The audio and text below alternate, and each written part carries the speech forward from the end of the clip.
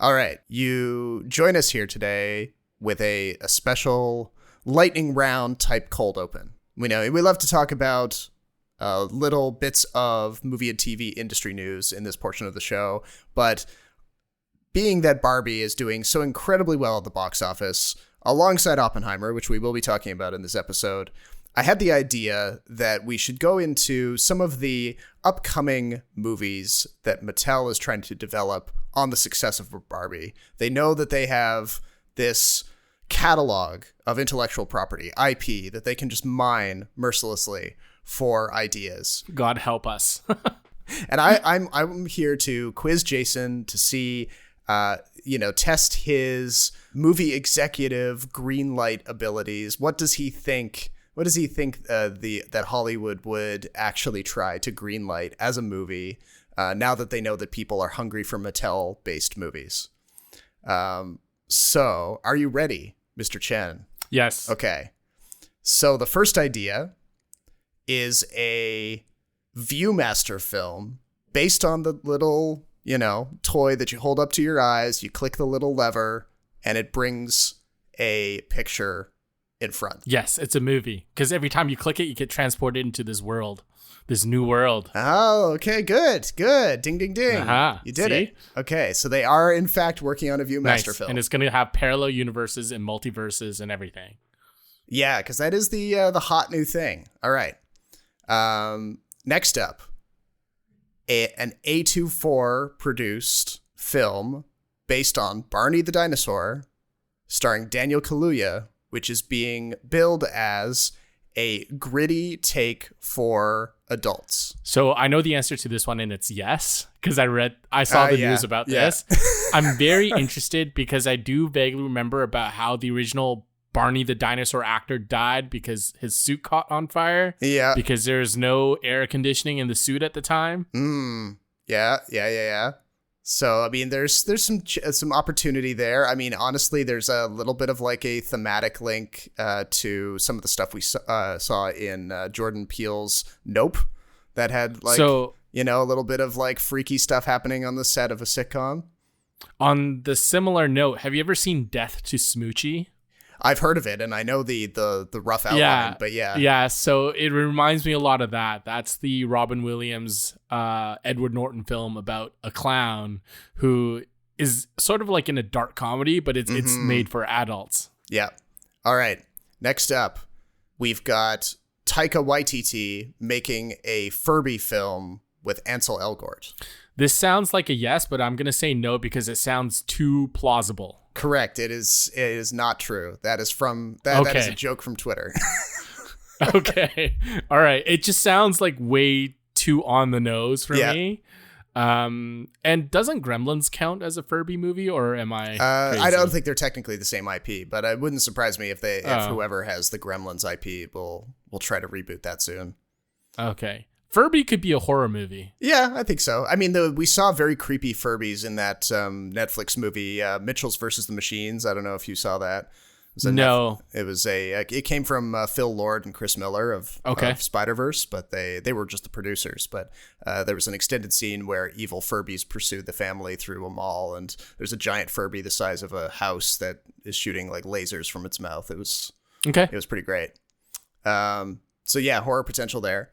All right. Now you may have heard of this one in the news. This is one of the ones that may have been making the rounds. I don't know. Is it true that they are working on a Polly Pocket movie with Lena Dunham in talks to direct, starring Lily Collins? This sounds also like too on the nose, but I believe this to be true. True. Oh, yes. Nice. Okay. You're just knocking it out of the park here. Every single one. I should be a movie exec. You know what? On the same note, they should greenlight a Mad Max movie, but not make it about the toy, make it about the characters. Remember Mad Max? Oh yeah, that was like it's like this little kid, and he fights this dark wizard and gets transported into these like weird dimensions, and he has to battle like mummies and monsters and stuff. It was a really popular cartoon back in the day. So if they're gonna do Polly Pocket and have Lena Dunham and make it into some sort of like woke feminist movie, do like a Mad Max action adventure movie, and I'd be all for it. Yeah. All right. Final one. An adaptation of the Major Matt Mason toys, which probably predate us a certain amount, starring Tom Hanks. I don't know what a Matt Mason toy is, but because you mentioned that it's very deeply rooted in American culture and starring Tom Hanks, I'm going to say yes, it's real. Correct. Wow, look at you. 5 for 5, baby.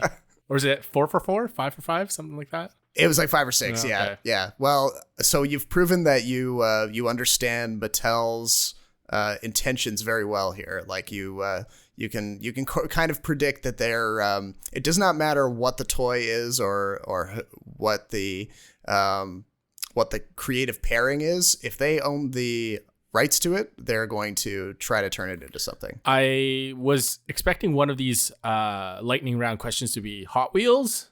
I'm surprised Hot Wheels does not have a movie franchise. Oh no, that's on. Yeah, that I could have picked okay. that. Yeah, okay. Hot Wheels is in the canon too. Okay. So all right. Well, I think sometimes it's just really predictable. Yeah, I mean they Mattel has had Barbie is obviously their biggest success to date. And, it's on track to maybe even make $1 billion. So they'll have a pretty big war chest to chase down some of the dumber ideas. Who knows how many of them will actually make it to the screen. But what I would find even more funny would be if this ends up going the way of the dark universe, the attempted cinematic universe where, it's supposed to be inspired by the Mummy with Tom Cruise. And they went to all the trouble of setting up this group shot with Javier Bardem was going to play Frankenstein's monster. And Johnny Depp was going to play a vampire. I forget. So basically a Johnny Depp biopic. Yes. Anyway, they went to the trouble of promoting it and trying to get people excited, and they proved that you can't really kickstart a cinematic universe after one film and not a particularly well-received film. Well, I was gonna say, I think the thing with Mattel is that this is original IP where the movie could go in all sorts of different directions, whereas the Monsters universe, it goes in one direction. Yeah, it's either horror or action adventure, and they definitely jumped the gun on that one. Yeah. I think the key with Mattel here is to not rush it, to be really careful in making sure these movies are good. I am shocked though by how successful Barbie has been, but have you noticed how good the marketing campaign for Barbie has been though? It's everywhere. You look up Barbie on Google and your page turns pink. Yeah. Oh yeah. And I mean, we can talk about that when we talk about the movie in more detail, but okay. It's a really interesting time. There's a whole lot of different ways to talk about Barbie without even talking about the movie. So, but you want to get started? Sure. All right.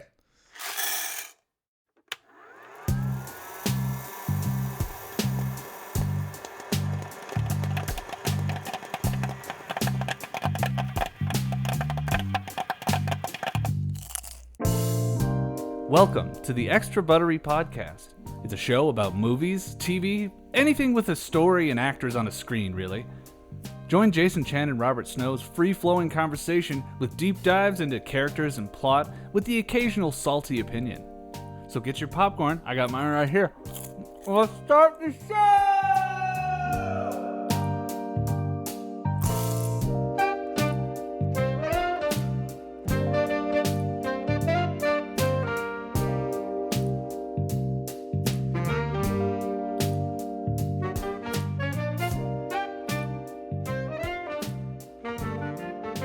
Welcome to episode 119 of the Extra Buttery Podcast. My name is Robert Snow in Toronto, and I'm joined by Jason Chen in Vancouver. Hello.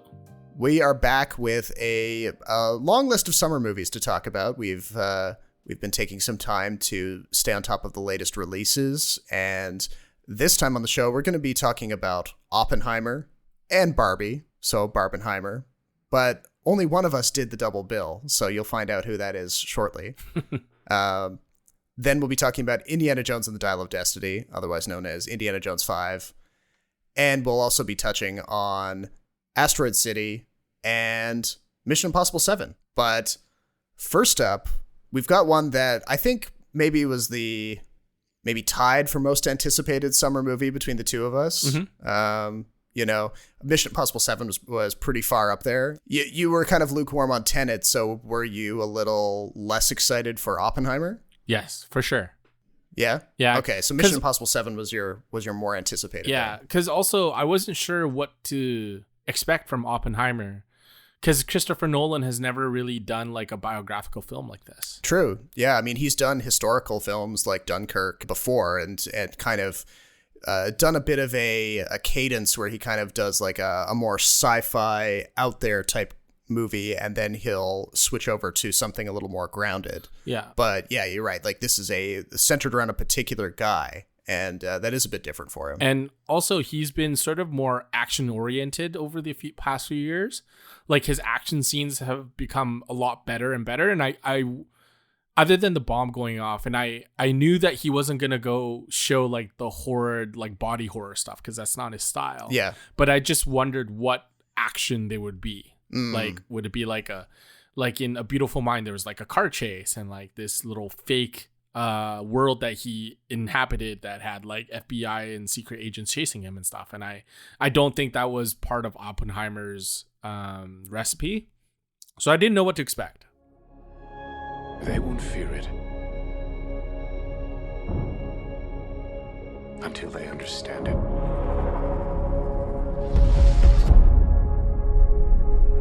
And they won't understand it until they've used it.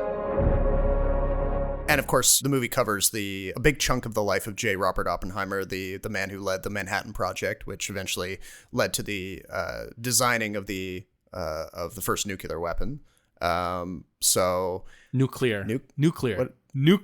What did I say? Nuclear. It's like that Simpsons. Yeah. So I mean, going through my undergrad degree, I was very interested in this portion of history. I wrote a paper on some of the weapons testing stuff, mostly on the later stuff in the 50s when they were building what they describe in this movie as the super bombs, the hydrogen bombs. But this is still like, the point they make at several points throughout the screenplay here is this is a turning point of history. We didn't have these weapons before, and then thanks to Oppenheimer, now we do, and he has to wrestle with that, and the world has to wrestle with this capability. So I actually don't know what you think about this. I haven't seen you post about this on Letterboxd. So going into this a little blind, what did you think of Oppenheimer? Well, first of all, I have posted on Letterboxd. I just didn't see it. Yeah, you just didn't see it. Clearly, you don't care what I think. Great. Oops. I gave it 5 stars. Whoa. Wow. That is actually, I mean, for folks out there who aren't aware, like Jason is very stingy with his 5-star ratings. So I am. And I originally was going to knock it to 4.5 because at the beginning, I did you see this in IMAX? I saw it in 70 millimeter, not true IMAX. Okay. Yeah. So the first 10 or 15 minutes or so, I started to get really annoyed because Chris Nolan did his stupid sound mixing thing where the dialogue was impossible to hear. Right. And I was thinking to myself, if this is going to be how it is for the next 3 hours, I'm going to be really, really pissed off. But he like somewhere in between like the intro and where the movie really begins, I think he fixed it. But I just thought that it hit every single note. It hit everything I would want to see in a biographical film. I thought all the actors was great. I thought the special effects were great. I thought the politics, the plot, the dialogue was all really good. I thought the female characters were interesting for once. Yeah, that's true. And so I couldn't really find any faults with it. And I have become, I think in my old age, softer. So I decided to go, you know what? 5 stars. Why not? Right? Like, I thought it was really good. I honestly think this is probably in my top 3 Nolan films. And it's a crowded like top, right? Like, of course. He's never had a bad film in my opinion. But I totally agree with you. I think this was a really great movie. It probably is the best movie I've seen so far this year. Yeah, I mean, it is. I'm not sure if it's the best for me because I've given out a few more 5 stars than you have, but yeah, it's up there. I mean, it was 5. It was full marks for me as well. I know what you're talking about when you mentioned the beginning of the film. I mean, for me in my screening, I didn't have as much trouble picking out the dialogue. It might have been a different mix because it wasn't true IMAX. Yeah.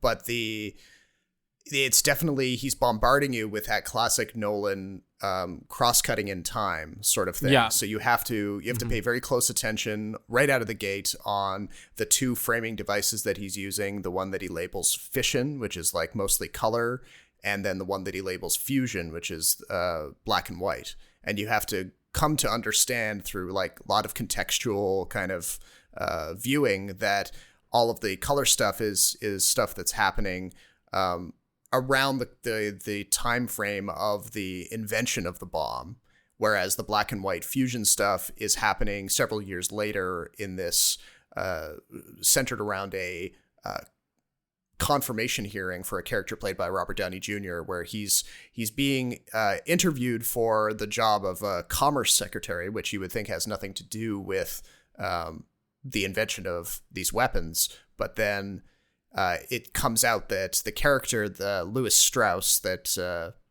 Downey is playing, had lots of professional connections with J. Robert Oppenheimer. There were things that they worked on together with the post-war managing of weapons. And so his relationship to Oppenheimer becomes very important to whether or not he gets this job as commerce secretary. And so it's an opportunity for Nolan to kind of investigate some of the legacy of the man without really showing him on screen. So because the movie is so long, you almost forget about the fission versus fusion part, because there's no other title cards in the movie until the end, like as in, typical Nolan style. Oppenheimer doesn't happen till the end. Of course, yeah. I thought Lewis Strauss was interviewing for like commissioner of the Atomic Energy Commission or something like that. Was it Commerce Secretary? I couldn't remember. It was Commerce Secretary. He had previously served in that job ahead of the AEC, and so it was in that capacity that he got to know Oppenheimer. So he was answering questions about his time in that previous role. Okay. But yeah, there was an excellent Twitter thread about breaking down the I couldn't do it justice just off the top of my head, but this person broke down the symbolic meaning of the fission versus fusion thing and some of the things that they took out of that framing, and it was really, really interesting stuff. So I recommend seeking out some of that criticism if you're curious about what Nolan was thinking about when he chose to be like putting chunks of the film in black and white versus color and that sort of thing. I didn't know much about Oppenheimer going into the film other than the fact that he was just the father of the nuclear bomb. So the whole stuff about the communism, the post-war sort of politics, that was all a surprise to me. That was really fun to watch, especially at the reveal at the end where you kind of realize who was in it for Oppenheimer. Yeah. I thought that was a really great part of the film for me. And I think its impact is a lot bigger if you didn't know about all the politics going into the film, because it does unravel sort of like a murder mystery. Yeah, it does. And I think some people out there might be surprised that a guy who did this tremendous thing, which empowered the U.S. in such an amazing way and terrifying way, that his own government would then come after him years later and try to drag him down because, all he was doing was trying to critique and control the thing that he had created, and they saw that as unpatriotic. Yeah, I mean, that's pretty still par for the course these days, isn't it? Of course, yeah. I mean, if the same events were playing out today, I'm sure we would see something like it, and probably it would be stupider because the people involved are less mature. But I guess, but it's just like anytime you do anything that runs counter to national security or national interest, the government's gonna find ways to bring it down. So it's politics, yeah. Which is why I really appreciate this movie, because in the other films he kind of touches on it. There's themes of politics in there, but he doesn't really come at it head on like he does in this film.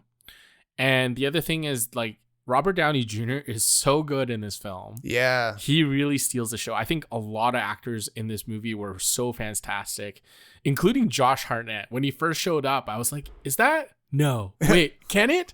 Because he's changed so much, right? Yeah. And I thought he did a really good job of being a serious character. But if you go through the cast list, it's kind of who's who of who missed out on Batman. Yeah. So Cillian Murphy didn't get it. Josh Hartnett didn't get it. And then it's the same roster of people he works with all the time, right? And Kenneth Branagh plays this dude with a European accent again. Of course, yeah. He loves Mr. Branagh loves an accent. Yeah, I know. There's no accent he won't touch at all It's crazy. But I just thought it was really well done. It was well paced. I didn't feel like it took 3 hours. Yeah. That's critical. Yeah. There was a fair bit of exposition, but there are definitely interesting exposition if you're into that kind of stuff. The only weak character I felt was actually Florence Pugh's character. Yeah, it's she obviously serves a function where she's the most visible example of the affairs that he was carrying on, which, helped give the government excuses to tear down his character. Okay, so there's this love scene with Florence Pugh and Cillian Murphy, and she mentions that he's reading Sanskrit. Yes, yeah, the Bhagavad Gita.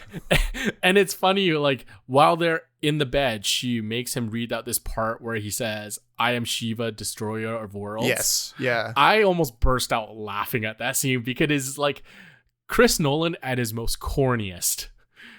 There's still certain scenes where, like, I think between male and female, the dialogue's not as strong as it could be. But it's like that's like the famous line, of course, because he famously said decades after the test that that particular phrase came to mind when he first witnessed the explosion. But you weren't going to have him say it out loud because apparently it didn't happen like that. He didn't actually say that in the moment. So then, how do you work in that phrase? Do you do it as like voiceover while it's happening, so you understand that it's like it's happening in his head? Is that just as cheesy? No. I don't know. The best way to work it in is apparently in a sex scene. Yeah. Who would have thunk? Yeah. It's really funny and corny, and I still think this is the one part where Nolan struggles a little bit. It's the interpersonal relationships between male and females. I think he writes dialogue between two guys fine. Yeah. I don't know if this film passes the Bechdel test.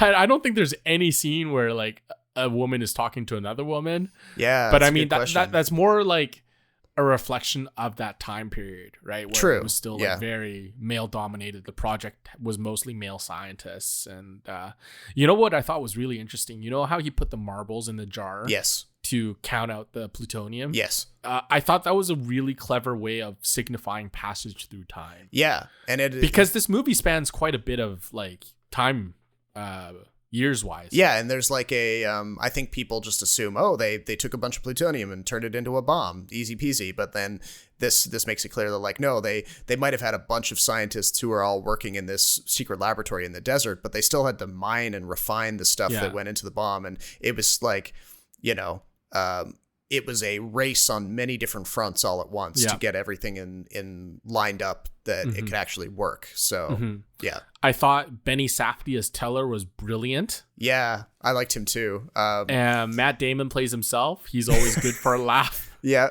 Did you? And of course, I'm sure you heard the story that Matt Damon was telling about the couples counseling. Oh, like that. This was the only movie he could do and get away from. Yes. Because he was in couples counseling at the time. Yeah, his wife made a deal with him where she said, like, look, you've been away too much. I think it would be better if you took a break from acting. And he said, all right, I'll agree to that. But I have one exception. If Chris Nolan calls, you'll let me go and do that. And she was like, yep, all right, that's your one movie. Yeah, that was a weird one because I didn't even know he was in couples counseling. Like, not that I care anyway. No, neither did I. But I was, it's the kind of story that gets legs because it's such a evocative kind of scene. Yeah. Yeah. Well, let me ask you this: of all the characters and actors in this film, how many of them will get nominated in acting categories, do you think? Oh boy. I mean, Robert Downey Jr. is a lock for supporting for sure. Yep. Same with Cillian Murphy for best actor. Yep. Emily Blunt? Emily Blunt could be in there for actress. I mean, her role is not gigantic, so it's not the kind of role that she has a couple of like really big like yelling moments that would make for a good clip at the Oscar telethon, but she's not really leading in a major way. Pugh, too little screen time. I think too little screen time. Matt Damon might be in there for best supporting. Yeah.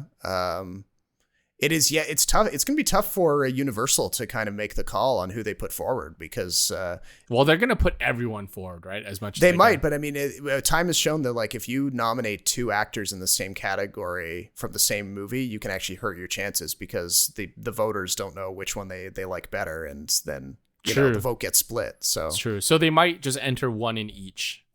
Yeah. Okay, fair enough. Yeah. But I mean, it just goes to show that like, you know, he was getting these excellent performances out of everyone. And yeah, like you said, something that's like 3 hours long, which can be a real slog for people. You say to anyone off the street, like, oh, you want to watch a 3 hour movie? Most people will shoot it down. But yeah. By the way, the soundtrack is brilliant. So good. Another one from Ludwig Göransson. I mean, he's our rising star. You know, if we want to he's already a star. I mean, yeah, he's a star. I mean, he's working in the biggest movies of all time. So but I mean, in terms of like, you know, building his legacy in the way of like a John Williams or something. Yeah, for sure. The one gripe I had about this movie is I went to a local theater where I had to park on the street. And parking is limited to 3 hours. Oh, and no. This movie alone was 3 hours. You got a ticket? No, I didn't get a ticket. I was just kind of nervous. But I blame Chris Nolan for this long movie thing where the movie itself is longer than the amount of time allowed to park on the street. Yeah, that is a bit of an issue. Yeah, but I really enjoy this. I mean, where would you put this among... I know you're a big Nolan guy, but where would you put this in terms of his filmography? I mean, yeah, I could be convinced to put it top 3. He's really mastered the simultaneous like timeline splicing thing, eh? Yeah, and that, I mean, like, there's a reason why his editor, I don't know if Lee Smith edited this one, I can't remember. He's worked with Lee Smith a number of times, like on Dunkirk and stuff, and Lee Smith won an Oscar for Dunkirk for a good reason, because it, you know, in the hands of a lesser editor, that kind of stuff can get really confusing, and, you know, you have to really keep people focused and, you know when to cut so that they don't get bored or they don't forget where they are in the story. I thought the structure was fantastic. No one else does timelines better than Nolan, where you can jump around and still have everything make sense and have everything come to a head in the final moment where like everything becomes crystal clear. Yeah. Oh, and I do want to talk about the big effect, obviously, because there was a lot there was a lot of chatter over the actual test explosion. You know, people said, "Oh, he's definitely going to detonate a real nuke in the desert," and that's going to be. No, of course not. That's freaking stupid. That was like the worst, dumbest internet movie I've ever heard. And so, of course, he doesn't. You know, I haven't seen any behind the scenes stuff on how they pulled it off yet. But I mean, for like an anti-war film, and this is very much an anti-war film. Yes. In my opinion. Oh yeah. There's no way he's going to detonate a nuke just for an anti-war film. Not to mention that, like, it defeats the purpose. Not to mention that civilians don't get access to nukes. I don't know how obvious that has to be. But so I mean, he's working with practical effects, and the test itself is stunning, and it obviously it's presented in a way that's not. There's a bit of it leaves you wanting. You know, because there's the initial light, and then there's a long wait before you hear the sound, because that's what the scientists would have experienced when they were there, right? But I remember thinking in the lead up to it, like they used some like really close up slow-mo footage of an explosion in some of the trailers. And I was thinking like, oh my gosh, I want to see more of this. Like it looked this slowly expanding fireball and like hitting the ground and like throwing up all this dirt and everything. Like it was a really interesting visual. And we do see a little bit of it in the very beginning in the montage where he's he's studying and he's like, you know, trying to work out the mysteries of the universe in his head, and he's not sleeping. We see a bit of it there, but we didn't actually see it in the test sequence itself, like an hour and a half later. And I remember in the moment feeling a little let down because I was like, wow, that visual wasn't there. But then I'm thinking like, well, as far as the movie is concerned, as far as like the character is concerned, it's not like Oppenheimer could see that explosion happening in slow motion. All he would see is just the bright light off in the distance and the mushroom cloud and everything. So he couldn't really perceive it. And I think maybe Chris Nolan wanted to put us more in his shoes rather than in this kind of supernatural, slowed down kind of perspective. I I have to disagree with you there. I thought it was really well done. I think the best part of that entire sequence was the countdown from 30 seconds. That built tension like no other. And I guess I've seen enough like post-apocalyptic movies or movies that simulate sort of a nuclear explosion. So like Terminator comes to mind. Sure. Where like, humans melt, playgrounds get blown up, blah, blah, blah. Yeah. That was never Nolan's style. Like he's not into body horror that way. No. So I like the controlled explosion. I like the way you saw how characters reacted to the light and the cloud. The buildup was intense. I like you could hear a pin drop in my theater. Yeah. No, I mean, it was pretty packed. And I should say too, like, I mean, in the moment I had a little bit of a letdown, but then the more I thought about it, I was like, no, that's actually the better way to do it. I think so. It makes sense for the characters and what they were trying to achieve. Yeah. So, and I think the big moment was the countdown. Like he didn't skip a beat. He didn't fast forward during that 30 seconds. Yeah. And he didn't like extend it any further, like crazy far either. It wasn't like every second took a few minutes to pass or whatever. I think Nolan counted on his audience to know how horrible it would be. Just the fact that we were on the cusp of this huge scientific breakthrough in humankind. I think that was the bigger moment, so to speak. It wasn't the size of the cloud or the brightness of the light. Yeah. It was that exact moment, that exact point in time where we could say we changed history by pressing a button. Right. I think that was the best part. I think that was what he wanted to get through, and I thought it worked perfectly. Yeah. The sequence after that where Oppenheimer gives the speech to the scientists at Los Alamos. Oh yeah, and he's hallucinating. And he's hallucinating, and it dawns on him what he's done.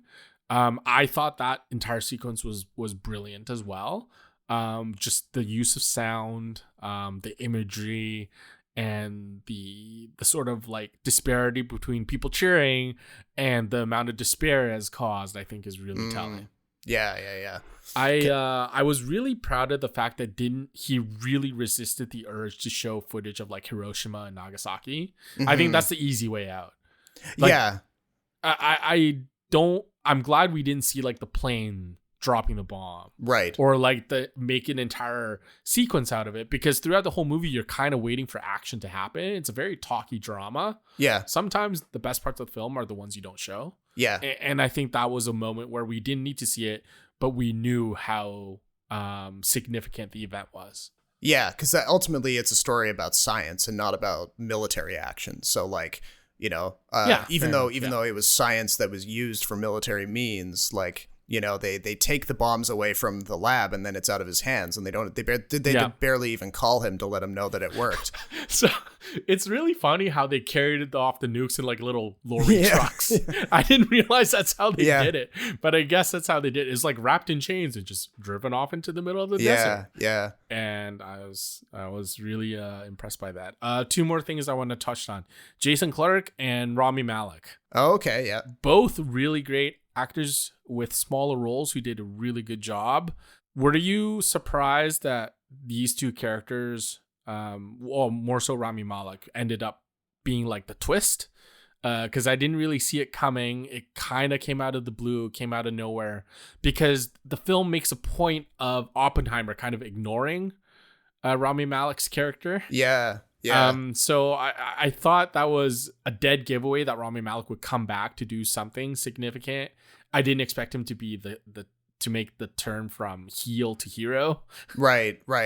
Yeah. I mean, I didn't remember, like they said the name of the person who was going to come and testify, and I didn't remember that. Too many. I didn't remember that name was the person being played by Rami Malek. So I guess when you finally see Rami Malek's face, unless you've been doing a really good job of keeping on top of character names, you're like, okay, you see him, and now you're thinking, okay, yeah, there's some sort of, I guess maybe you're primed in that moment to expect a reversal. So yeah, but it still sort of sounded like Rami Malek was kind of doing his like Elliot impression from Mr. Robot though. So agreed. Anyway, and yeah, Jason Clarke, I remember I saw some sort of like throwaway remark that before I saw the movie that indicated that they were going to name drop JFK in the movie somewhere. So then I was thinking, like, wait a second, Jason Clarke played Ted Kennedy in that Chappaquiddick movie a bunch of years ago. Are they going to do something where, like, Jason Clarke is now playing JFK in this one?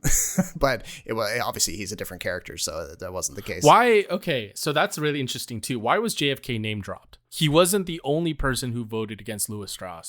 I guess it's the closest this thing gets to, like, fan service, because people probably wouldn't remember the other senators who voted against Louis Strauss. So they were like, oh, we'll just throw JFK in there because I guess he did contribute to that vote. But Alden Ehrenreich was great too, eh? Yeah, I was trying to place him for the longest time. I was like, I know you from somewhere. Oh, really? Yeah, and I was I'd forgotten he was in Solo. Yeah. And I was like, you know what? He does a really good job. I recognized him at first, but then I was confused towards the end because his character experience is a bit of a turnaround.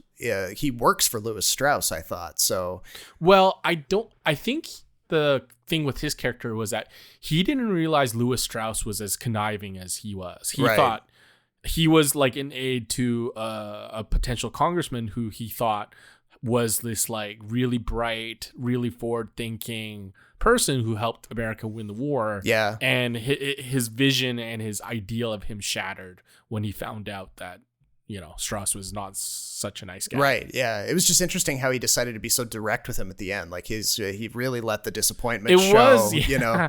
It was definitely like, you have the hammer and you really swung it, yeah, you know, type of moment. Yeah. I kind of agree that maybe, like, in real life, maybe an aide wouldn't be so direct and forward. But anyway, that's a minor gripe, but I thought everyone was good. So. No. So, I mean, if you're listening and you haven't seen it and you're thinking, oh, is the 3 hours really worth it? It is, definitely. Yeah. It totally is. Yeah. I think I might end up seeing it again at some point. Yeah. I actually, now that I've seen it, like, opening weekend as part of the Barbenheimer thing, and now that I'm not trying to cram it in with a second movie in the same day, I can probably go back and watch it again and see it, like, with the perfect seats in IMAX and get, you know, the full experience. Speaking of Barbenheimer, you saw Barbie. So did you see Barbie first and then Oppenheimer, or the other way around? Other way around. So Oppenheimer first, then Barbie. Okay. We took a 2.5 hour break in between to get some food. So it's not like we were just, like, blasting our eyes out with movie to movie kind of thing. Was it a conscious decision to do Oppenheimer first before Barbie, or it just worked out that way? Yeah, because we thought, you know, get the talkier one out of the way. If you can even say out of the way, because it's not, you know, it's not really fair to the movie, but get the serious stuff out of the way and then end the day on a, like, really bright, uplifting type of thing. Okay, yeah. But I've had people say the same thing to me too, yeah, but I mean, some people have found Barbie thought-provoking in a way that they didn't expect, and that it wasn't quite as uplifting as they thought it would be. So really, you know, you can make the argument that, like, it's it may not leave you on the high that you think it might. Because you're going to have to fill me in on this, because I've so far I was looking forward to Barbie, but as the hype grew and more people got into, like, the whole, like, hey, let's dress up and go see Barbie, the less I wanted to see it. Oh, really? Yeah. The hype got too much. My worry is that it's overhyped. But I did hear two different things. One was that it was good, but the other one was that it felt a lot less shallow than you think, politics-wise. When my heart breaks, some things have been happening that might be related. when my world shakes, Cold shower, falling off my roof, and my heels are on the ground.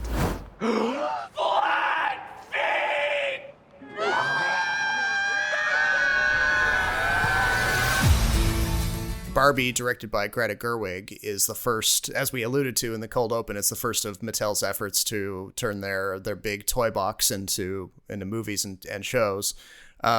So they kind of went with a bit of a swing here, a wild swing, because there's a world in which Mattel adapts the Barbie toys and just does exactly what they've been doing with their, like, animated Barbie direct-to-video garbage for the past, like, 20 years or however long they've been making Barbie content. I don't even know. and they could have just made a straight up adaptation where like Barbie has an adventure and learns a little lesson along the way. But they hired Greta Gerwig and her husband Noah Baumbach to do the job. And, you know, they tend to write way more subversive, like prying sorts of movies that have something to say. And you can't really see Greta Gerwig taking a job like that and just, you know, not taking an opportunity to critique the material and kind of investigate it a little bit. And so that's what she does. She, you know, the whole movie surrounds, you know, what role does Barbie play in our society? Like what, you know, what does the beauty standards that she evokes, how do they impact girls and then the women that they become? And, you know, how does the position of Ken as this kind of like, you know nothing accessory to Barbie, how does that impact the character played by Ryan Gosling? And what does he do when he realizes that he's not as valued as Barbie is? You know, does he eventually seek revenge? And like, spoiler alert, he kind of does. So there are all these ways in which they start to kind of be like, oh, what is feminism really about? Is Barbie really a positive symbol? Is she, you know, what is she like in the real world? So they have the Margot Robbie and Ryan Gosling characters go to the quote unquote real world, where they, you know, immediately she finds that, women are not as valued as they are in Barbie land. They're not in charge. The Barbie land that she comes from, where like the entire Supreme Court are all female, the president is female, you know, everything is women run. That's not the truth in the real world, and Ken is very happy to see that men are actually in charge.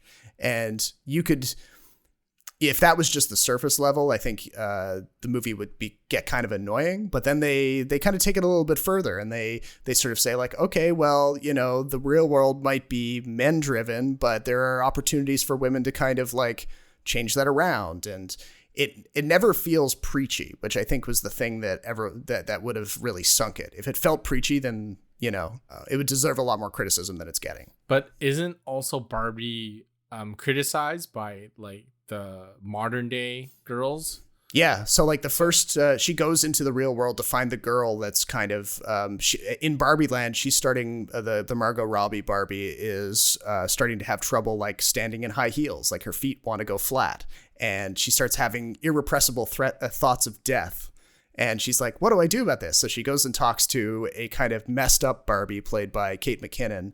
And Kate McKinnon's Barbie tells her, oh, you have to go find the girl who's playing with you in the real world and figure out what's going on with her. Because if she's feeling sad, then that might explain why you're having all these weird thoughts in Barbie land.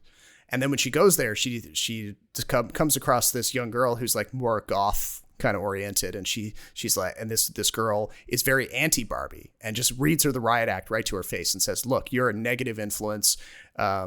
Everything you stand for is not the case in the real world. I have no reason to play with you anymore.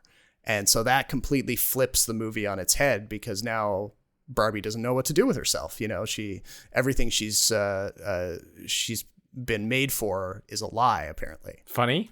Yeah. Like there are some real solid gags. I mean, I think, there's actually a Zack Snyder Justice League gag in there, which was my personal favorite. I thought that was great. It came out of nowhere too.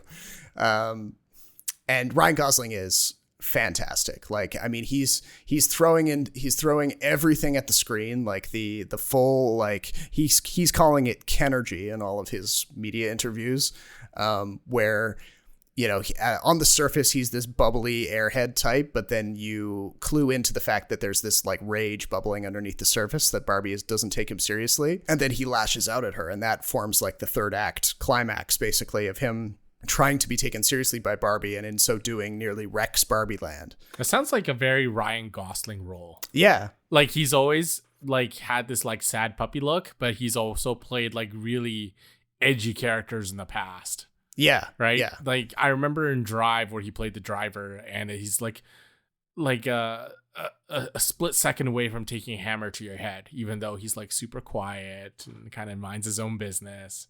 Yeah. So, I mean, should I go see it? Like, did I psych myself out of seeing this film? Also, when I went to buy tickets, every theater I saw was like full. Like, I can't believe how hard it was to get tickets. And I didn't want to sit on the side, and I didn't want to sit in the... No. Yeah. Well, that's why I'm saying, like, you know, even if it's not a crazy priority for you to go out and see it, like if you want to like wait until the tickets are easier to get, then there's nothing wrong with it. And yeah, like it's not going to do anything like crazy revolutionary in terms of women's rights or anything, but it's interesting to see how Mattel basically allowed Greta Gerwig to do with the material what she wanted.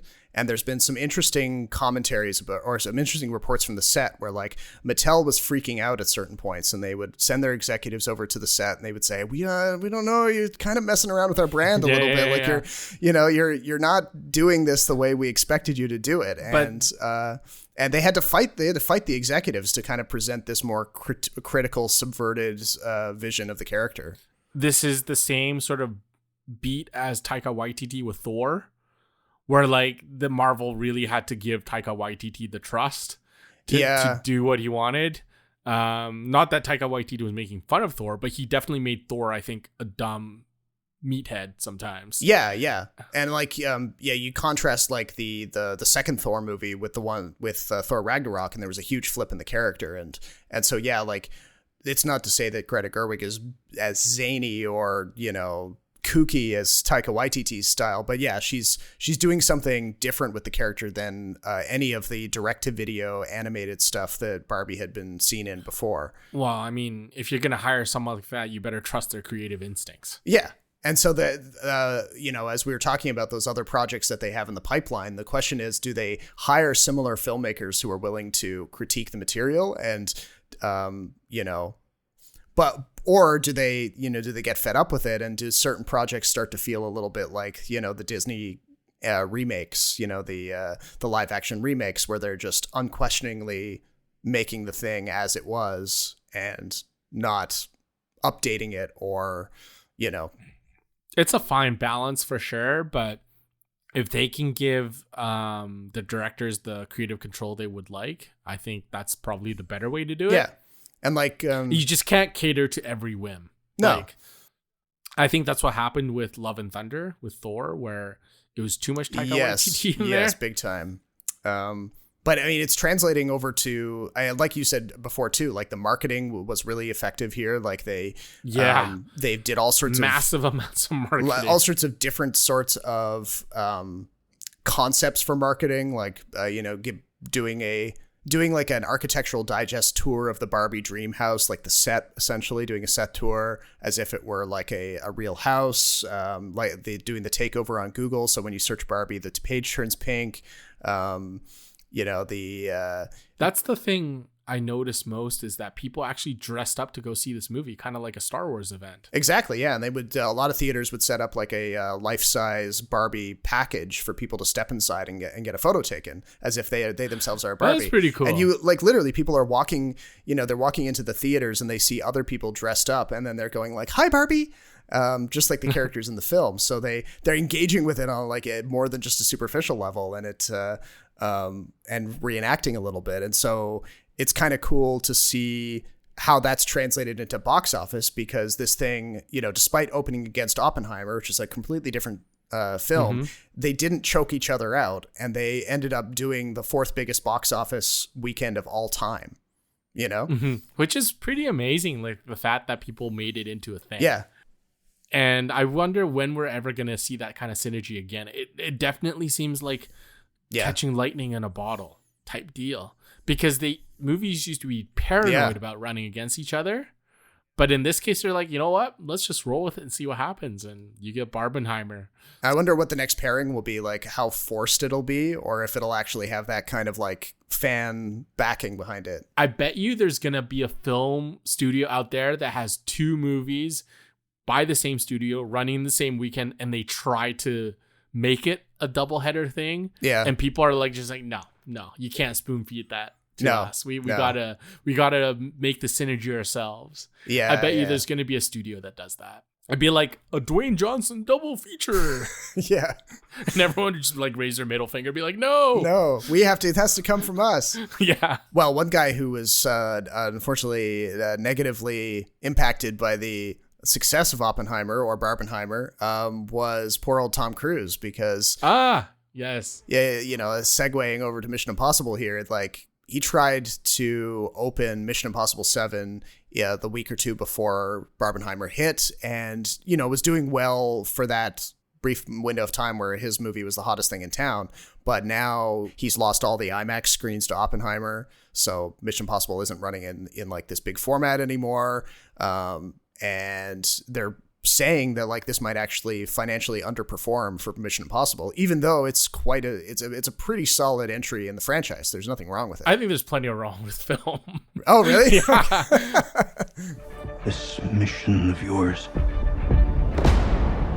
is gonna cost you dearly.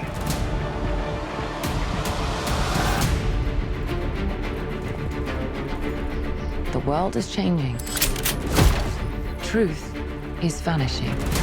War is coming. Backtracking a bit, why do you think people aren't as interested in Dead Reckoning? Do you think it's because it's the part one? Do you think it's because it's Tom Cruise and Scientology? Do you think it's because it's been delayed? Do you think it's because it came out too soon after Top Gun? It could be a mix of all of those things. I mean, like Top Gun obviously had the benefit of being a long-awaited follow-up, and like, you know, it hasn't been that long since Mission Impossible Fallout came out, so there's less nostalgia or a sense of like missing. And then there's just the natural thing with like Mission Impossible movies where they're so self-contained that like you don't have to watch them all in sequence. You don't have to watch the entire franchise. You can pick and choose which ones you want to watch. And so when you get to the end of one, it's not screaming out for us for the next one, you know?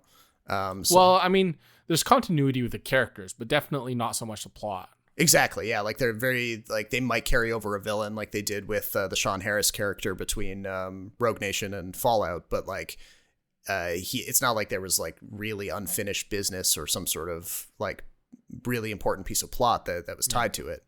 Yeah. So, I mean, we can go into the film now. I was on the verge of being really disappointed by this. I was whelmed.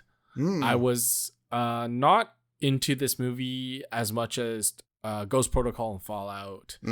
I think this was one of the weaker entries into the franchise. I found this movie really formulaic. I found it not really thrilling. I thought the female characters were written into a mess. And I think Christopher McQuarrie was chosen to direct this movie because he kind of is a yes man to Tom Cruise. Yeah. And this franchise has gotten to the point where it's getting a little stale. I think the reason why Ghost Protocol and Fallout were so good was because they brought in directors, they brought in new characters, they brought in new ideas. I failed to think of a new idea that's introduced in this film. Like what sequence or what stunt did this film do that hasn't been done before? Yeah, that's a fair point. Because it's also part one, I can't really give this film a full score, kind of like Dune part one, because I need to see what the second part is and see if it can redeem part one. Right, okay. Because like it should be seen as one movie, right? Even though it's split into two. Sure, yeah. I mean, I know you've applied that rule elsewhere, and yeah, I mean, But the comment you made about Chris McQuarrie is interesting because it's the first time that we've had continuity between individual Mission Impossible movies. Like they had changed it up with a different director every single time until they landed on Chris McQuarrie and they realized, oh, okay, this is the guy, kind of like you're saying, he's a bit of a yes man. You know, he's subservient. That's what I think. I don't know. Sure. But I mean, yeah. He definitely has an eye for visuals. Like he knows how to make this stuff look incredible. But as time has gone by, it's become less of a Chris McQuarrie authorship kind of thing and more of a Tom Cruise as the author of it, you know? And yeah, for sure. It does sometimes feel like, you know, Tom Cruise gets an idea for a stunt and then they're trying to like work the plot around it. And, you know, one person told me that he fell asleep during the opening exposition part in the CIA offices. So long. And I can kind of understand why, because even if you do fall asleep and miss that entire setup of like what's actually being talked about, you are no worse off because the plot does not really matter. It's just, you know, it's just for stringing along, getting those action scenes stitched together. Correct. I felt the same way. I thought this was a film written around the action set pieces. You know, Mission Impossible has done that in the past. It's not a tremendous departure for them to do that. No, but I think it worked better in the other stories. Yeah, I mean, Fallout had definitely a bigger climax in terms of stakes, because there was a bomb and there was a sense of like, yeah, they may not make it and this kind of thing. But with this, like, you know, we know that it's kind of like you were saying, we know it's part one. We know that this algorithm that they're fighting, this entity that's achieved self-consciousness, has, you know, we're not going to have it resolved in this one. And so, you know, Ethan can't die. Who knows, maybe even, spoilers ahead for those who haven't seen it, maybe even Ilsa isn't fully dead. We don't know. Yeah. I would hate that. But anyway, okay. So you touched a couple things I want to mention. So in the other movies, say, let's take Fallout, for example. So let's say, okay, to me, it seems like the plot came first, because it's like, okay, Ethan Hunt has to chase down Henry Cavill. Okay, how can we make that exciting? I know, let's chase each other in helicopters. Yeah. That makes sense to me. This is like, okay, we want to jump off a motorcycle off a mountain and parachute off it. How can we write this stunt into the script? Yeah. That was how I felt. It was very dissimilar between the two films. Ilsa Faust. I hate what they did to the character. I think they picked Hayley Atwell because she bears quite a resemblance to Rebecca Ferguson. I think Tom Cruise definitely has a thing for brunettes. And I hate the fact that, Ilsa's dead, even though we spent movies building her up. We'll just replace her with a similar female character. Yeah. And I think it cheapens Ilsa's character. I think it ensures there's continuity in the group, but it doesn't change the group dynamic at all. True. I don't understand why Hayley Atwell's character trusts Ethan Hunt so implicitly in the beginning when he just like grabs her arm. You know, yeah. Like that's how they meet. He literally grabs her arm. Yes. Yeah. It's not him witnessing her commit something and chasing after her. It is literally him just grabbing her arm. Be like, hey, how you doing? Yeah. Yeah. Let me lay down this, you know, creepy old man line to a woman many years his junior. Yes. And it somehow works. I think Sean Harris was a far better villain. I think when Ving Rhames says, listen, you can't kill the villain on the train, I think that was a really good exposition, but it also takes away a lot of the stakes in the train sequence. Yeah. And did you find that, you know, when the train cars were falling off the bridge, did that remind you of Drake's Fortune video games a lot? Like, I mean, I didn't play them. Okay, but yeah, it's like the climbing up as things fall down. Tom Holland does the same in the Drake's Fortune movie. Yes, yeah. I mean, there was a sense where, like, especially as the second or the third train car slipped over the edge, it's like enough. I was like, how many more of these does he have to climb through? It was starting to get more silly than thrilling. Well, that's the thing too, and the same thing I could say the same thing about the pickpocketing. The hand sleight of hand tricks, it felt really gimmicky. And if you think back to Ghost Protocol, you had like the 3D projection screen that they used to break into that into the Russian Fallout. You had the Halo jump that was incredible. Yes. And now you follow up with this. It seems like Tom Cruise set the bar so high for himself that it becomes increasingly difficult to clear. And I wonder if Dead Reckoning Part 2 has an even bigger stunt than the bike sequence. Because in this one, the bike sequence, as difficult as it was to pull off, and as much as I appreciate the amount of effort into it, it felt very underwhelming. Yeah, and like the fact that they gave almost the entire thing away in the trailer was a bit disappointing. Yeah, you know, like they obviously they have, you know, as far as the story is concerned, they have him not just paraglide away from that stunt, but then he actually uses it to like get to the train. He crashes through the train car, which is just like a very slapstick way of concluding it. But I know. But yeah, everything we saw in the trailer is played out here, and there's no additional aspects to it that wow you. So I mean, it seems almost too cartoony. Yeah. Now we know that in part 2, there's going to be an extended thing with some biplanes.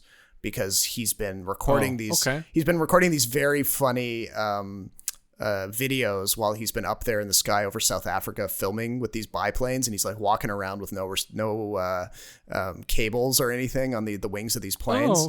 So I mean, that is a classic Tom Cruise, like, you know, dangling off a plane type of thing. And I mean, I could see some excitement there. But yeah, then the question is, like, how do they work it into the story? Does it feel organic? Well, that's the thing. I was like, I figured the big stunt in Dead Reckoning Part 2 would be him holding his breath for like 10 minutes underwater or something. Yeah. You know, like, I think I can't explain it any better than saying it felt like I was watching our cartoon. The stunts were almost too well choreographed.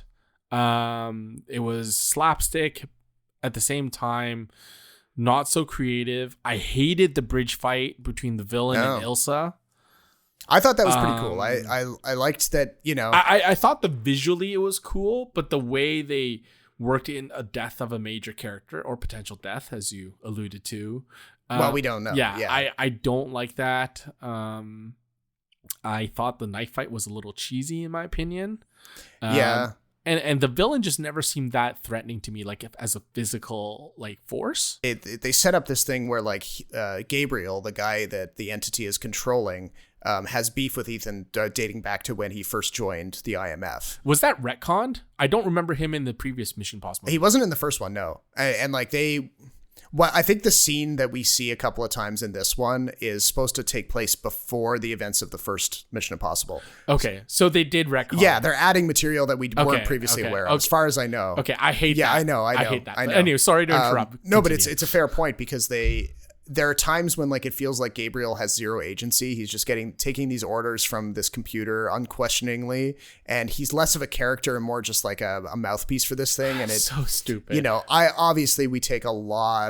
we take big grains of salt with a lot of this stuff. You know, like it's Mission Impossible. You're not really supposed to think through a lot of this stuff. But you know, if there are any kind of immersion breaking things, they can kind of chip away at how invested you are. So for me, that was one thing. I kept thinking like, okay, who is this guy really? Like, why does he enjoy killing people so much? Why does he enjoy causing pain for Ethan? Like, how does Ethan being in emotional pain serve the robot, the unfeeling robot? I don't know. Yeah. So you know how the one thing they always bring up is like the only way you can hurt Ethan Hunt is to hurt his friends. Right. You know who that reminds me of? Who? Vin Diesel and family. Right. Like, bring Fast X, bring Dead Reckoning. Tell me the difference between the two. There is none. It's just that one is more well made and less corny than the other. Yeah. And I always thought that was Sean Harris's bit, was that like he didn't want to really kill Ethan Hunt. He just wanted people to suffer. And we bring back the same villain again. And mind you, Gabriel has like a really shitty costume, sorry, but like a tan, military button-down jacket doesn't really do it for me. I think he has an ascot at one point. I don't even know. He does. He definitely does. Okay. And it's just like there's too many double crossings. There's too much Ray-Ban sunglasses product placement. Oh, and I have to say the sequence of the potential bomb in the airport, not that interesting. What does it reveal, really?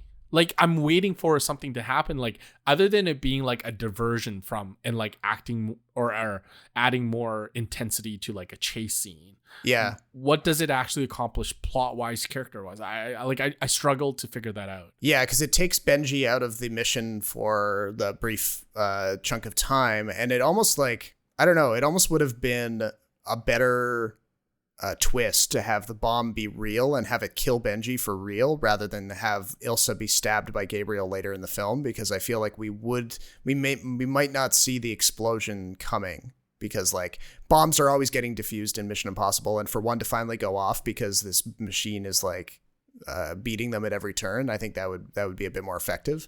If you had to kill off a character of significance in Mission Impossible, it's not the female. It's either got to be Ving Rhames or Benji. And it has to be either of those two, because we got Michelle Monaghan, and then you got Ilsa Faust, and then you got Haley Atwell. What was the character's name again? See, they're all interchangeable, though. You know what I mean? At that point, it becomes like the stakes are not as high as they should be. And that's maybe why Dead Reckoning doesn't hit the same way, because there are no stakes.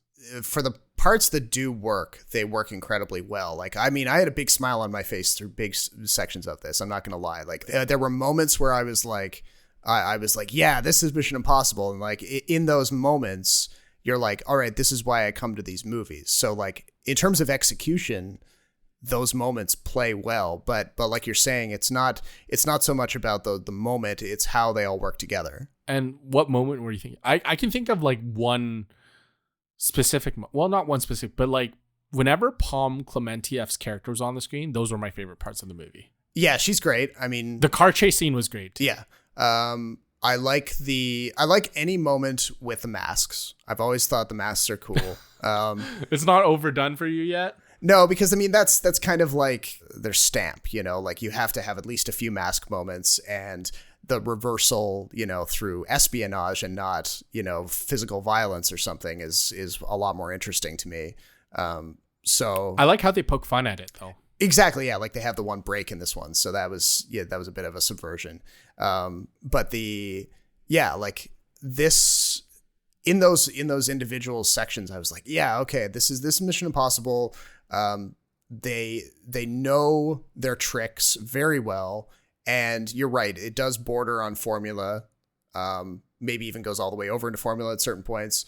Yeah, for sure. So time will tell, you know, they say that this final one, the 8th one that's coming up in a year or two, is going to be the last one. What kind of taste does it leave us with in our mouth? You know, is it going to be the crowning achievement of Tom Cruise? I don't know. Oh, of all the female characters, actually, I thought Vanessa Kirby did a really good job as well. Yeah. Yeah. I like how like playing like two characters, but not really, you know what I mean? Yeah. And also like she doesn't immediately side with Ethan every time just because they had one positive interaction in the last time. She's it's kind of like Robert Downey Jr. Tropic Thunder. She's playing a woman disguised as a woman, as another woman. It's really funny. Yeah. I thought she was a really interesting character. Too bad she didn't get a lot of screen time, but hopefully that changes. But yeah, I wasn't that interested. I think I ended up giving it like 3 out of 5. Okay. No, I'm way more positive than you. I mean, I had a better time recognizing the faults, but I had a better time, so I was like 4.5. But also I should point out my least favorite Formula moment in this Mission Impossible series now is when Ethan Hunt describes a plan and you see them going through it, and then like something bad happens and they cut back to reality and you're like, oh, see, we were just talking about it. You know what? The sequence right. I'm talking about? Yes. Yeah. So that was when I'm like, it's the same gag again. It had been too long since I'd seen one, so I had forgot that they did that before, and I thought that was okay. But right. yeah, it's that I would prefer it if they didn't do the gag again, because if that's becoming an ongoing thing, then we get the point. Yeah. I mean, I've watched Fallout many times, so maybe that's why. So yeah, okay. Real quick though, Indiana Jones and the Dial of Destiny. This way. Fasten your seatbelts. There might be some turbulence. You've taken your chances, made your mistakes, and now a final triumph. I'd gone through like phases on this one of excitement. I was like pre or post movie? Pre-movie. So okay. I like at first, when I first heard that they were making it, I was not looking forward to it, because you just look at like how old Harrison Ford is, and you're like, there's no possible way that this can live up to the ones that came before. I mean, Crystal Skull was pushing it. Everyone was he was making like jokes about being too old for this shit back then, and that was in 2008. And then I saw some sort of quote from Steven Spielberg where he had been screened the movie a month before it came out, and he apparently turned to James Mangold and said, I thought I was the only one who knew how to make these things.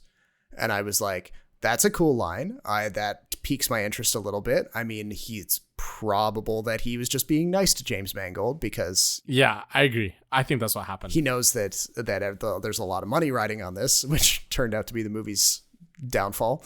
But yeah, so then I was like, okay, cool. That's interesting. And then you go to see it and you're like, all right, it's still got a little bit of what we recognize from the series, but man, I am whelmed, right? It's the same kind of reaction as to Mission Impossible. It's like, okay, it starts off pretty good. Villains are interesting. Mads Mikkelsen can do no wrong. I like the action adventure part of it. Phoebe Waller-Bridge isn't entirely annoying, although I still don't understand what her motivations are half the time.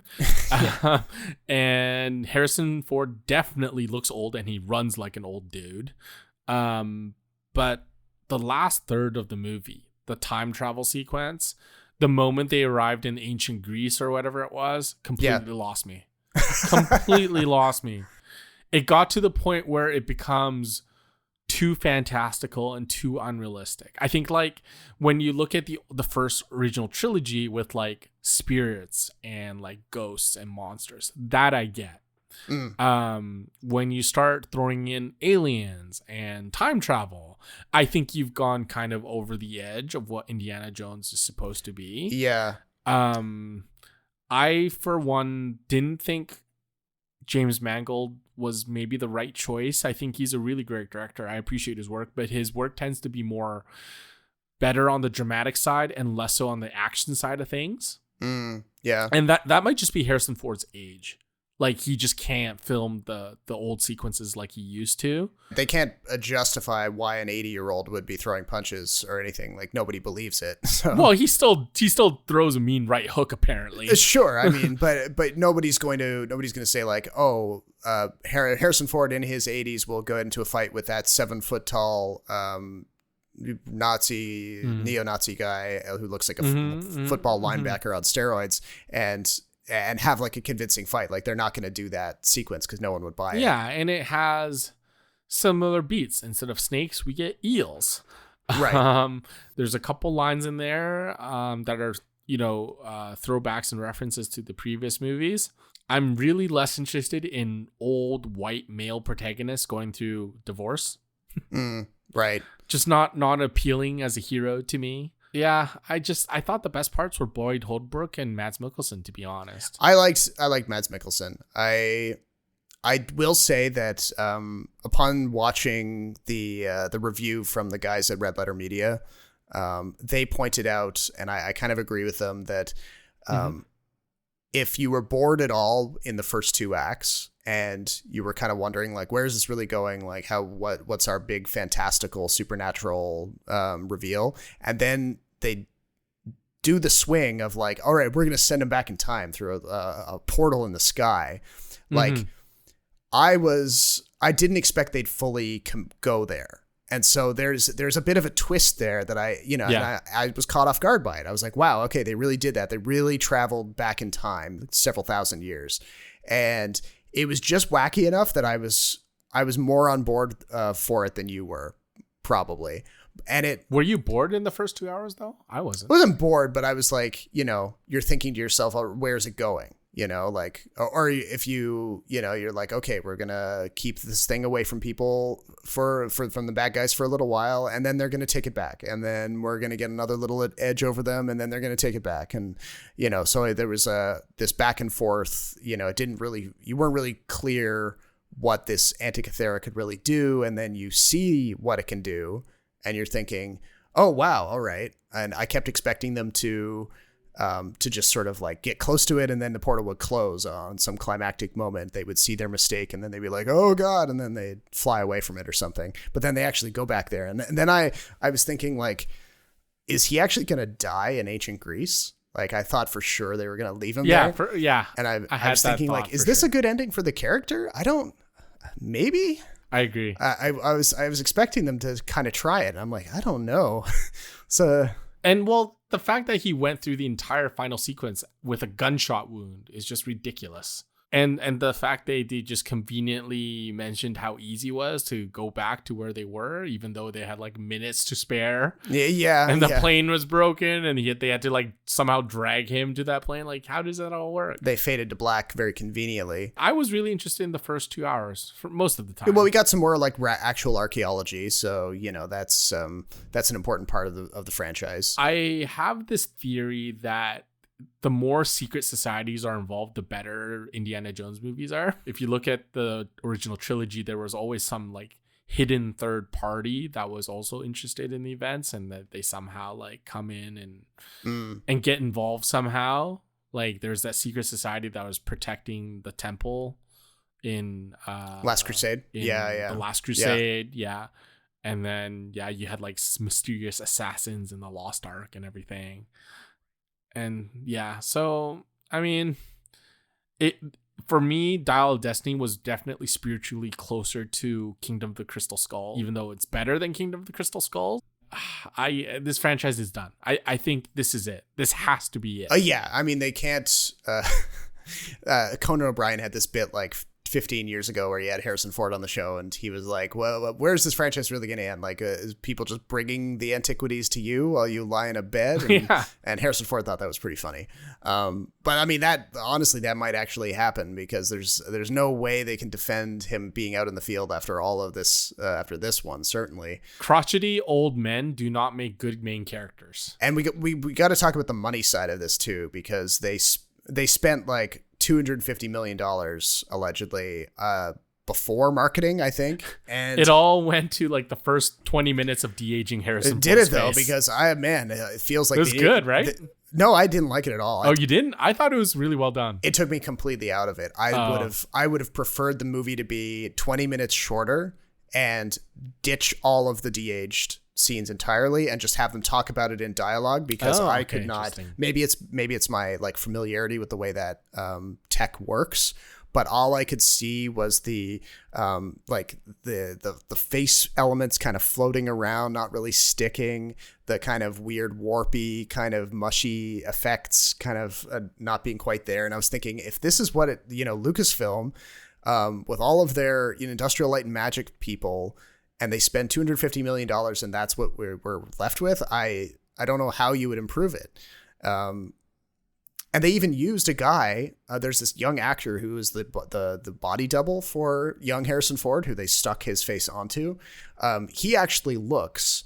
He was in this movie Age of Adeline with Blake Lively, and I only ever saw him in the trailer because that movie wasn't really for me. But I remember thinking like, oh, he's playing a younger version of the Harrison Ford character in that movie, and he looks just like young Harrison Ford. Why not just cast him and have him play himself, or have him be himself on screen?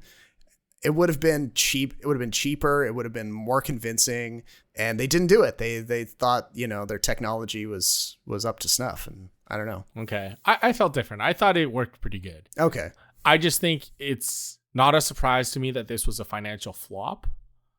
And if you ask me where the budget went for this movie, I'd be like, I have no clue, dude. I really have no clue. There wasn't that much CGI. I mean, I guess a lot of money went into like making the set decorations and the costumes look era specific. There was a fair amount of CGI in the final sequence in Greece. Yeah, but I mean, that was about it. Like, I wasn't impressed by any of it, of the movie, to be honest. And maybe that's why I didn't like it as much, because in the previous Indiana Jones films, I always thought there were little bits here and there where I thought were really interesting or exciting, or stuff that I had not thought of. I think too, like somebody pointed this out in the run up to the movie coming out, but you think about Raiders of the Lost Ark, which obviously introduced the character and is most people's favorite. And there's the scene in the beginning when the U.S. government guys come and they tell Indy that they're looking for the Ark. And they don't know very much about the Ark. And then Indy's got to tell them, he's got to speak from his experience as an archaeologist, what he knows about the Ark. And he sets up very brilliantly what the danger is. And it's like a 7 or 8 minute expository scene. And normally you'd be bored in a scene like that, where they're just being like, this is why you need to care about the plot, blah, blah, blah, blah, blah, blah, blah. But the way Spielberg shot that locks you in. Just something about the tension that he builds, and the fact that he says like, look, this thing, the Ark of the Covenant, it's like not just some Bible story. It has this supernatural power. We don't really know, it's been lost to time, et cetera, et cetera. And you're like, whoa, okay. Definitely the Nazis don't need this thing, or they shouldn't be allowed to get it. So that then all your expectations are set for the rest of it. You understand the importance for why Indy's got to find this thing before they do. But in Dial of Destiny, we don't understand what Mads Mikkelsen's goal is until the third act. And it's a very shaky goal, I have to say. We know he wants the Antikythera, but we don't know exactly what it can do. And And then maybe that's why the idea of going back in time feels like such a twist, because you're like, whoa, where's this coming from? You know? The lecture scene in this one definitely doesn't feel as funny either. The lecture scene? Oh, yeah, where the he's doing the professor stuff and he's kind of crotchety. Yeah.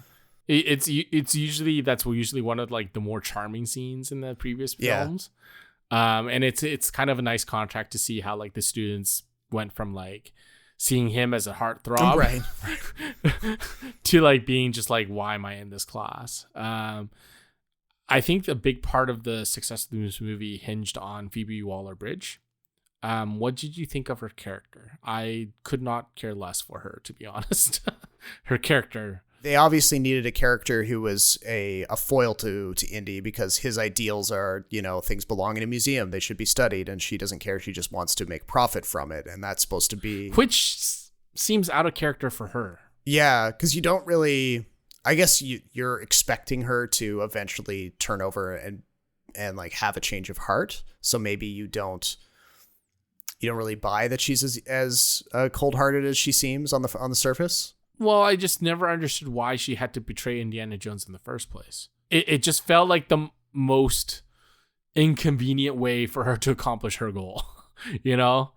And I didn't really always understand the relationship between him, Toby Jones, and Phoebe Waller-Bridge. I guess maybe Indy expected her to be more respectful of antiquities given the way she was brought up and who her father was. And then it turns out that she, at least on the surface, she's thrown all that away, and I guess he's disappointed. But I would have loved to see Short Round in this film, to be honest. Yeah, but come on, where's Ke Huy Quan? Like, yeah, I'm glad the series is over. I was very whelmed by this. I wasn't really into it.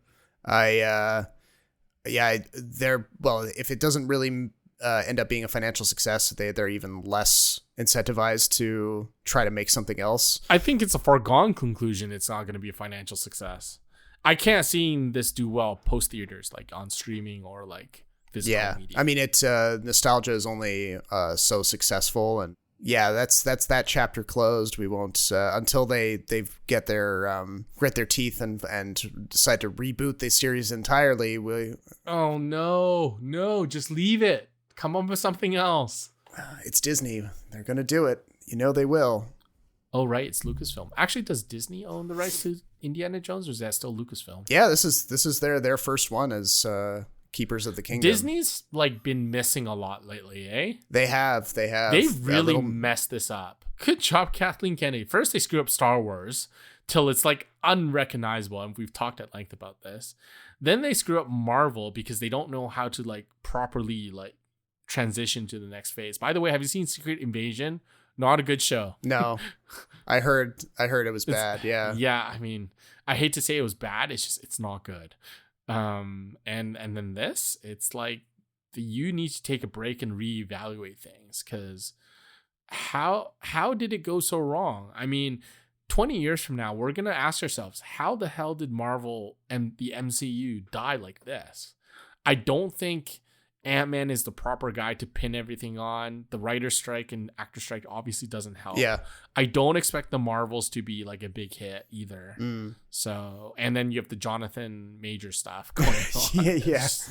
It's just like one thing after another. It's an interesting time. It's more fun to be observing on the outside and sort of seeing it fall apart than it is to be a diehard fan being left to kind of, comb through the rubble. But,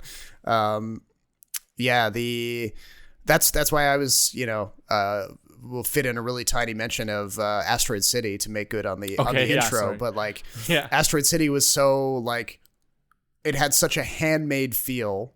And I know, I'm a bit of a meme at this point for my love of Wes Anderson. But again, like the guy can't, in my estimation, the guy can do no wrong. He plays on all the same stuff. I like this way more than the French Dispatch. And a lot more fun. Oh, okay. It had That's good. Even though it was a large ensemble, he told one continuous story. The problem with the French Dispatch was that it was a little broken up into those individual narrative threads, for me at least. But Asteroid City was great.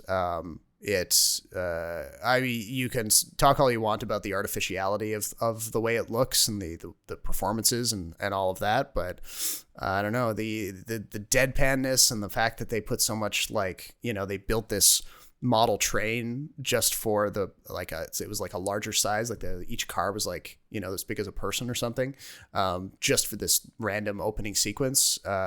Was just, it harkens back to an older school style of movie making. And, you know, in a world of Marvel and Lucasfilm stuff where, you know, so much of it is like $200 million budgets where you're not sure where the money is going, et cetera, et cetera. It's nice when you can see something that was like made for like a medium budget with actors in it who don't care about, you know, making a big buck. They're working for like the day rate, the union rate.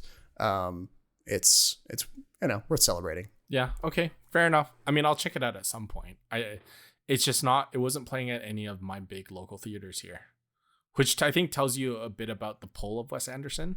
Oh yeah. I mean, he's always had a very targeted thing. He's never going to make a tremendous profit on anything he does. But funnily enough, I think like Disney Plus has the distribution rights for his movies in Canada. So if you want to stream it, you'll end up with Disney anyway. So kind of a weird little twist there. Mm-hmm. Right. True.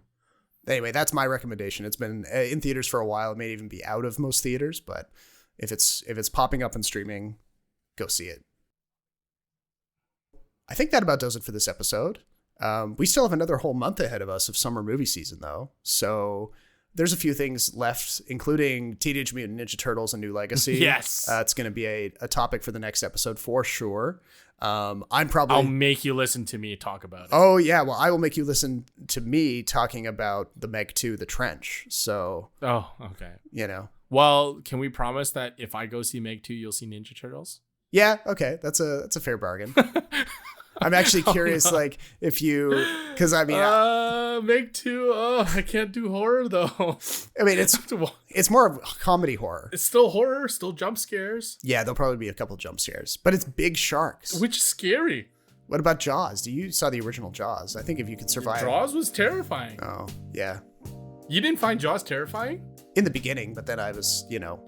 Once it's still a scary movie now. Once Robert Shaw shows up, I felt better. It's still a scary movie now. There's still really tense moments in that film. Even though I know what's going to happen, it's just the dread of seeing Bruce is like incredible. Yeah. But now, like, imagine Bruce, but like 10 times bigger and facing off with Jason Statham on a jet ski. I don't want to do this bet anymore. You should watch Ninja Turtles. It's culturally significant. The Meg is not culturally significant. But until then, my name is Robert Snow in Toronto.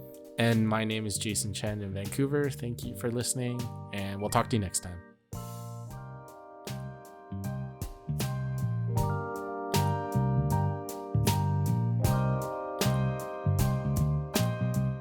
The Extra Buttery Podcast is written, recorded, and produced by Jason Chen and Robert Snow.